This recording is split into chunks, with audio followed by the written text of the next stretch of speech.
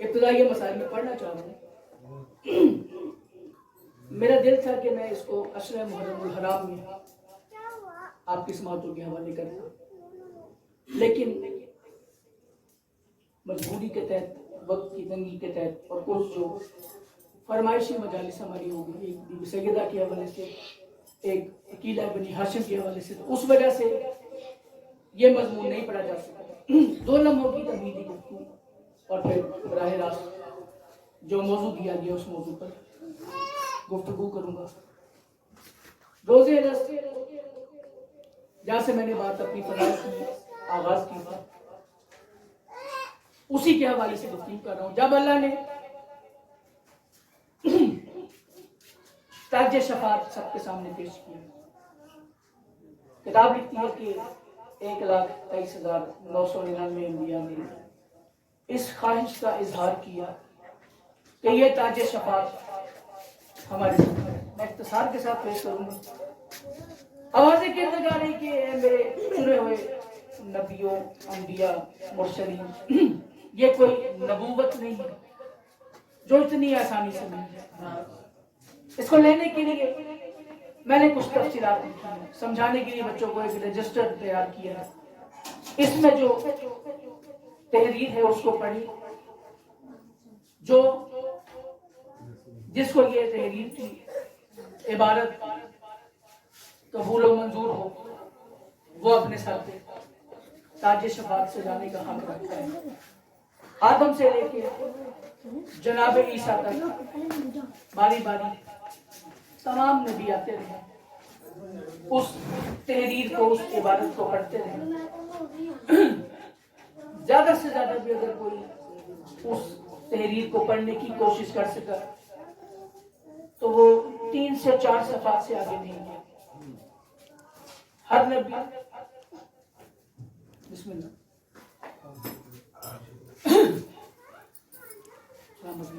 ہر نبی روزے الست اس تحریر کو دیکھتا رہا، صفحہ پلٹ کے واپس آیا.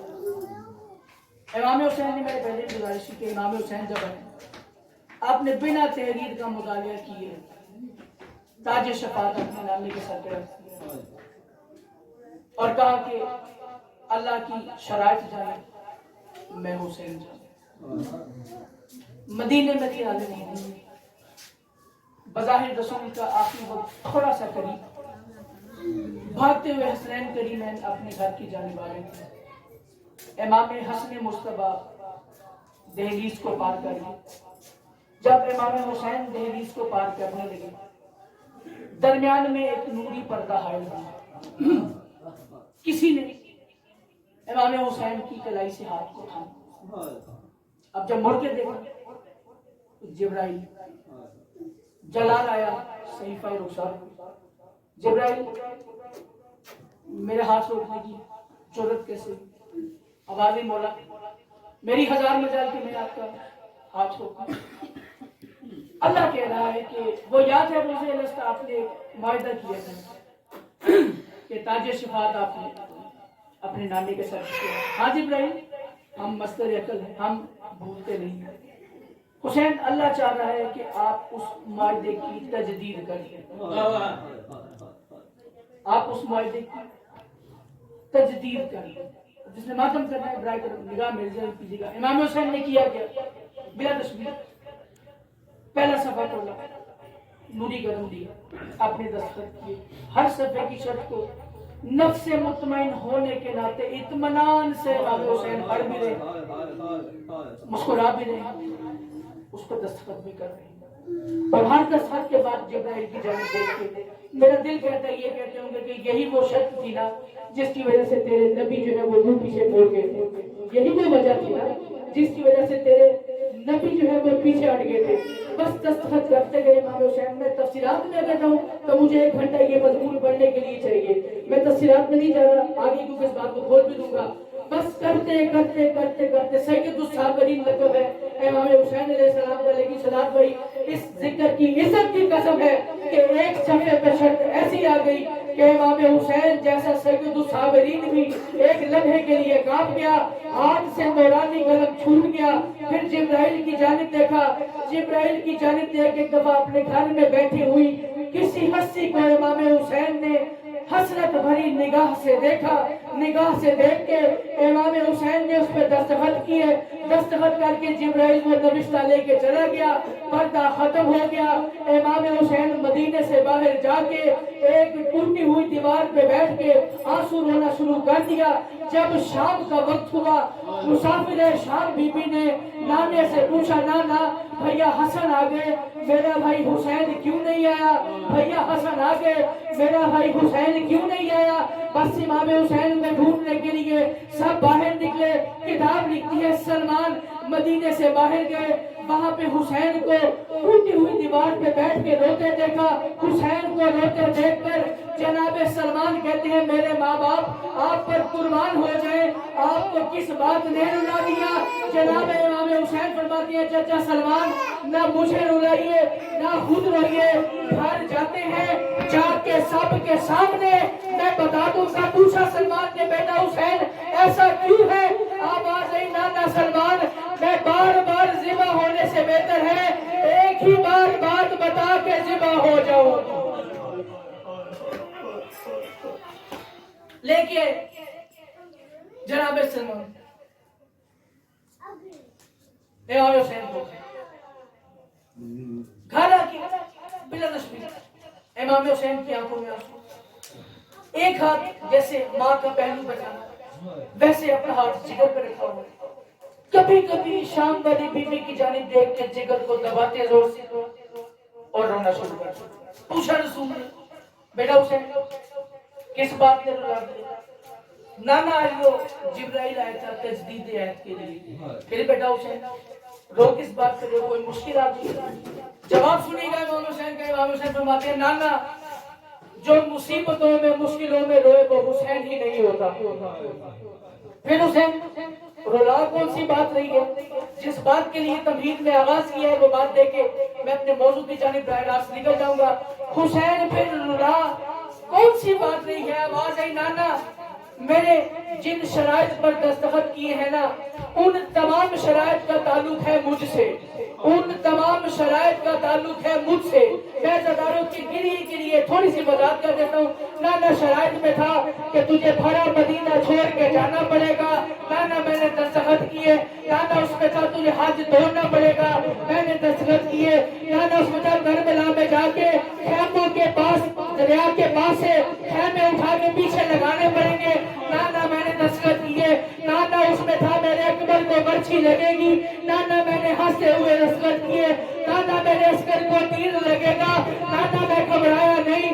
نانا میرے سر تن سے جدا ہوگا، نانا میں نے پریشان نہیں ہوا۔ نانا میری لاش میں گھوڑے بھاگ، نانا میں نے برداشت کیا، نانا میں رویا نہیں۔ حسین رلایا کس بات نے ہے؟ آواز آئی نانا ایسا نہ ہو کہ اگر کل کو وہ شرط سے منہ پیچھے بولے میں خدا کو کیا منہ دکھاؤں گا؟ ابھی حسین نے وہ شرط بیان نہیں کی تھی کہ شام والی مسافرہ حسین کے پاس آئی، آ کے کہا حسین میں عالمہ غیر معلمہ بی بی ہوں، حسین جب تیری یہ تمام شرطیں پوری ہو جائے پھر زینب کی چادر جانے 36 شہر۔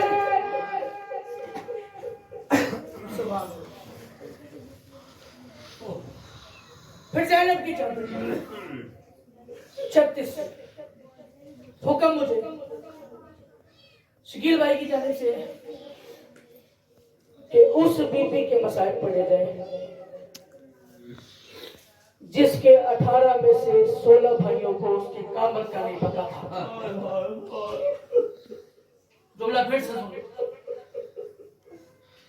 سنیے گا جملہ کہ اس مستور کے مسائل پڑھنے ہیں جس کے 18 میں سے 16 بھائیوں کو اپنی بہن کے قد کا ہی نہیں پتا، اور جو حکم دیا ہے میں مان نہیں سکتا ابھی بھائی کے بندے کے دل میں غم حسین ہو اور وہ جملے کو سن کے بالکل بڑی بے نیازی برت جائے۔ جس بیوی کے 18 بھائیوں میں سے 16 کو اس کے قد کا نہیں پتا تھا مجھے شکیل بھائی نے حکم میں کہا کہ اس بی بی کا اس بازار میں آنا پڑیے کہ جہاں میں آ کے سجاد ضعیف ہو گیا.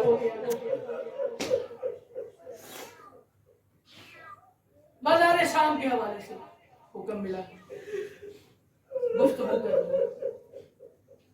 بازار شام میں سجاد بھائی پہنچنے سے پہلے اس قافلے میں 2 منزلیں کم از کم بازار کوفہ جو مین بازار ہے اور دربار اسلام، کیونکہ 3 دربار عالیہ نے جانے کا اتفاق ہوا. 9 پیشیاں علی کی بیٹی نے لی، لیکن شام میں آنے سے پہلے کوفے کے دربار میں گئی، پھر اسکلان کے دربار میں گئی.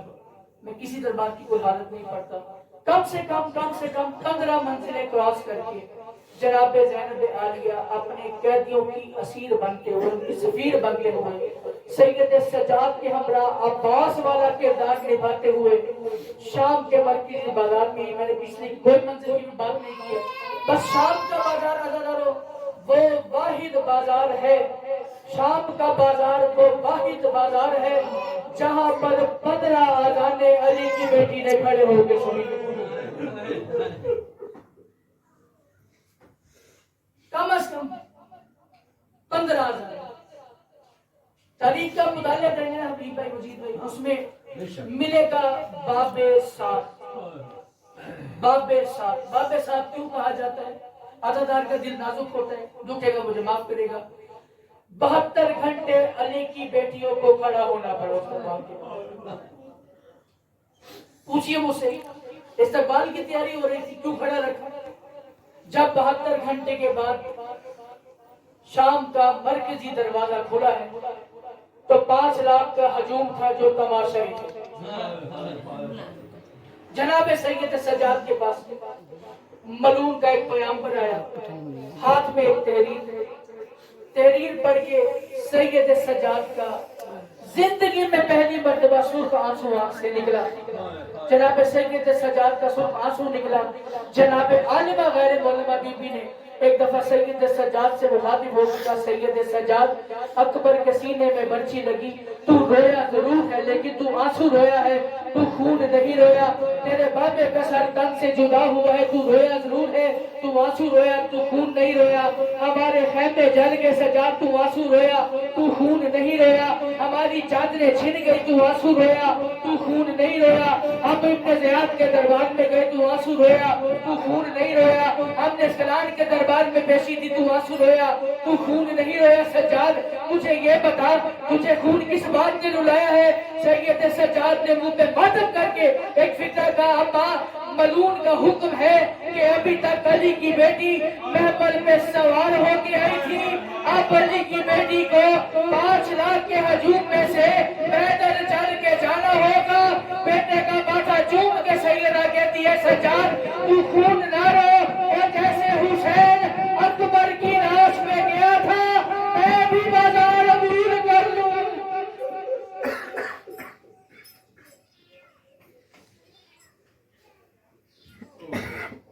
میں بھی بازار عبور کر لوں.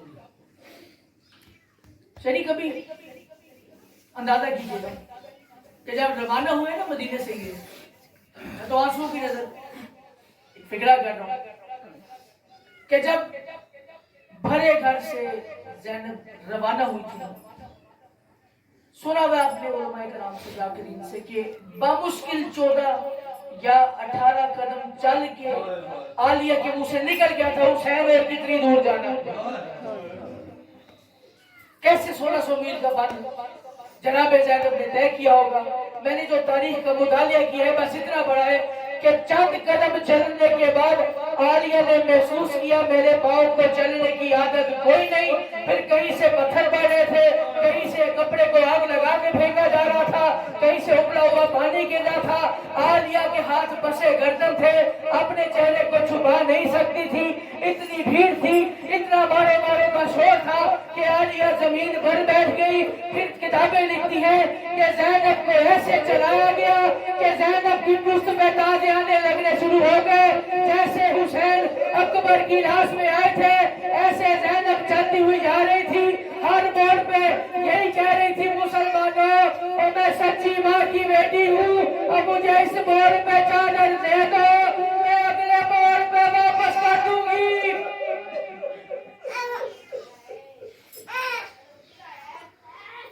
शाम का बाजार, अभी भाई कोई आम बाजार नहीं है। आपके बादशाह सज्जाद अशाम अशाम के गिरिया की, मेरे वाले साहब के एक शेर थे, उन्होंने लिखा था कि सहरा की लाल आंधी गुल अब भी ढूंढती है। मैं उनके बुलंदी दर्जात के लिए ये शेर पढ़ रहा हूं, अचानक याद आ गया। सहरा की लाल आंधी गुल अब भी ढूंढती है क्या, ज़ैनब के सर की चादर सजाद की जवानी,